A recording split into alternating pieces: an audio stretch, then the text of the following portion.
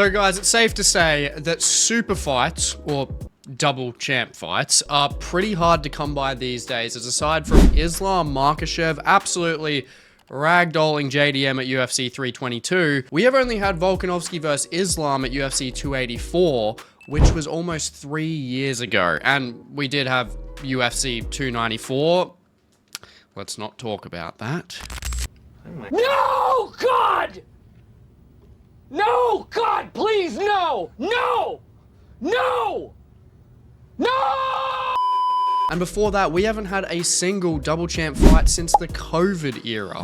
But the thing is, which is stating the obvious, is when these fights do come around, they make the UFC money. And we can clearly state that because at UFC 322, for example, $13.6 million gate at Madison Square Garden, making it the third highest ever grossing event there. And at UFC 284, it was the highest recorded indoor gate for sales in Australia's history. And at UFC 259, where we had Israel Adesanya going for double champ status against Jan Blachowicz, that event almost hit 1 million pay-per-view buys in the COVID era. And at UFC 226, where DC became double champ over Stipe Miocic, they completely sold out the T-Mobile Arena and had a $6 million gate. And then at UFC 205, where Conor McGregor went up and fought Eddie Alvarez, well, really just solidifies the argument that double champ pay-per-views do nothing but garner success, with over 1 million pay-per-view buys and almost hitting a $20 million gate. So clearly, if the UFC has any form of opportunity to make another super fight, they should be jumping on it. And they've got one staring them right in the damn face if UFC 323 goes a particular way. And by that, if both Alexandre Pantoja and Merab Dvalishvili defend their titles this weekend at UFC 323, it's time to give Alexandre Pantoja his well-deserved opportunity at securing double champ status. And look, there are a lot of variables to making the fight happen against Merab Dvalishvili, and you might be saying, but Callum, Merab is just as deserving to get a double champ shot himself as Pantoja, which would sell more than Pantoja's double champ fight, which, yes, I completely agree. However, the problem is who he would have to face. Merab Dvalishvili has made it clear that he does not want to fight Alexander Volkanovski for his title out of respect. And if Diego Lopez beats Volkanovski at UFC 325, God forbid, Merab moving up to fight someone without a single title defense in his own division isn't sounding super appetizing compared to a combined 11 title fight winning fight between Merab and Pantoja. And don't get me wrong, I mean, Merab gets his chance at double champ status, but overall in terms of legacy and the pedigree of a guy that he's beating, Pantoja is going to mean a lot more on his record than Diego Lopez at this point in time. That's just the honest fact of the matter, double champ or not. But there are obviously the other variables that come into play aside from Merab potentially moving up for double champ status himself, and that is UFC 323 and those outcomes. Pantoja has to obviously beat Joshua Van, and Merab has to beat Petr Yan. Now, I've completely broken those fights down, given my honest predictions, given a full analysis in my predictions and breakdown video for UFC 323, which I'll leave in the description below. But to quickly sum things up, I think Pantoja honestly gets through Joshua Van pretty easily. He just has not fought that pedigree of opposition in general, and a 5-round fight against Pantoja with that grappling contrast, it's just not going to be looking good. And Merab vs Yan, I think, is going to be a bit more competitive. I think the odds are a little bit out of control. I don't think Yan should be like a plus 350 against anyone, let alone Merab anyway. So Merab, I do think he will be able to win that fight. I think he's just got too much steam on him. He's just too aggressive for Yan's style, and I think he'll be able to win that. And with them both winning those fights, there's no other solidified contenders in each of their respective divisions. For Pantoja, especially more so looking at UFC 323 and how other fights in that card really just solidify the fact that we need this double champ fight. If Brandon Moreno beats Tatsuro Taira, then there isn't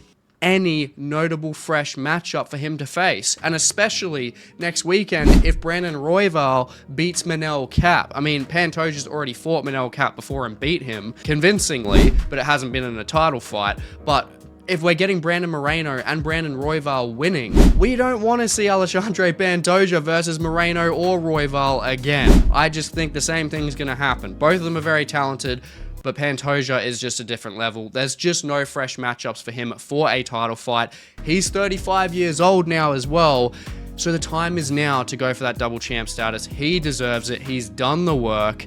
And then for Merab on the other side, to make this even more conclusive, there's no fresh title fight contenders for him. The most likely outcome in that division, of course, is if Umar Nurmagomedov beats Davison Figueiredo at UFC 324, and then we get that title fight rematch, which people definitely do want to see, but it's a dangerous fight for Merab to take anyway, and there's no issue with that. Merab is a stud. He's not going to be scared of Umar, of course, but in terms of legacy overall, does he want another win over Umar, or does he want a guy that has 6 title defenses, 6 title wins? Like, that's just being dead honest here. He would rather take the featherweight matchup against Diego Lopez over a rematch with Umar Nurmagomedov for his legacy. But Pantoja, that fight for him is the biggest statement on his record. And then as well with Merab, I mean, to make it even more conclusive there, for him to fight Alexandre Pantoja, I mean, Song Yadong, he's the only other guy that he hasn't really faced that has a potential of having a title fight, but that's if Song Yadong beats Sean O'Malley at UFC 324, and plus if Merab's going to be fighting Umar, it's just going to take even longer for that to come through, and I just don't see that happening, to be honest. I don't think Song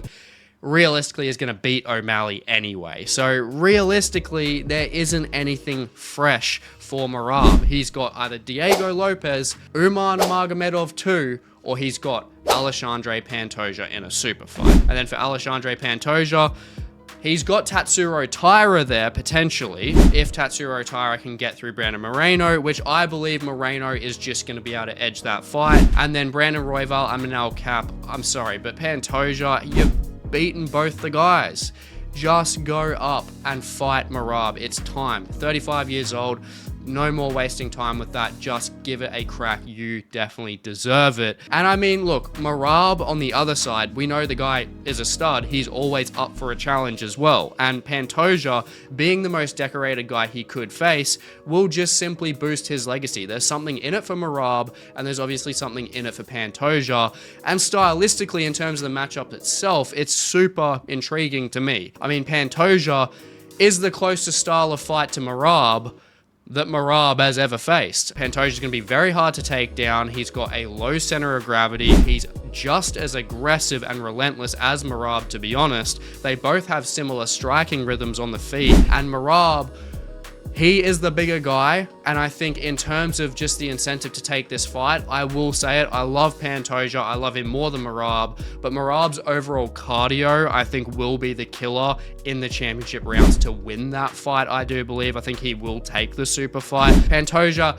has shown to slow down in mid-rounds. I mean, he's just so relentless with his pressure and aggression, but the way he really wins his fights is him being able to out-transition, out-control, and out-strengthen his opponents. And doing that against Merab, I just don't think that that is going to be that possible. It's going to be mission impossible, to be honest. It's going to be so hard to out-transition a guy like Merab Dvalishvili, especially coming up a weight class. Pantoja, I don't think he will win, but I think it's just worth giving it a crack regardless. I don't think that puts a stain on his legacy at all. He's very small. I mean, he is at flyweight for a good reason. He hasn't fought at bantamweight, but with how much he has just absolutely destroying that flyweight division, the most underrated champion we have ever seen. This guy needs the credit that he deserves. He deserves to go for that double champ status. And for Merab, still the most dangerous submission artist that he would have ever faced in Pantoja, and Pantoja's got that wrestling as well.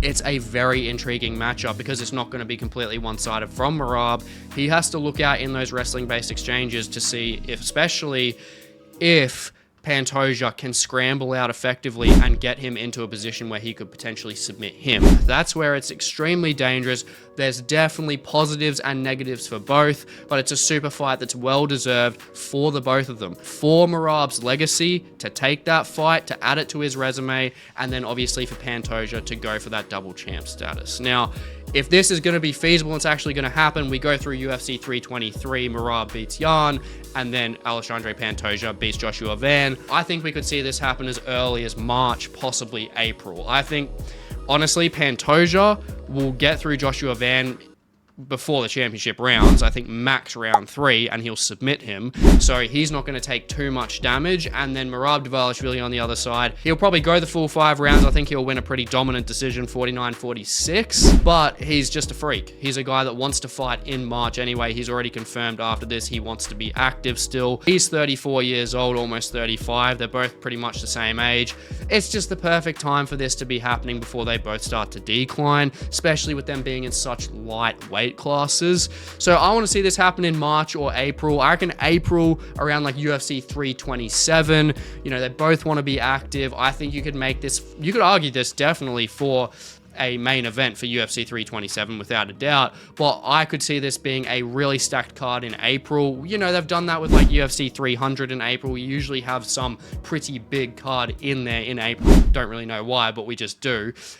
And we could have that either as the main event, or we could have that behind Tom Aspinall versus Cyril Gane for the rematch, because that's going to give a couple months now. It's about 5 to 6 months time of rest and a refresh training camp, of course, especially with Tom Aspinall's injury to his eye that's all over the MMA space at the moment. Gives him a bit of rest time, gives him a full training camp. We have Tom Aspinall versus Cyril Gane in the rematch, and the co-main event is Merab Dvalishvili versus Alexandre Pantoja for the super fight. That will make the UFC so much money. That will make all the fans happy.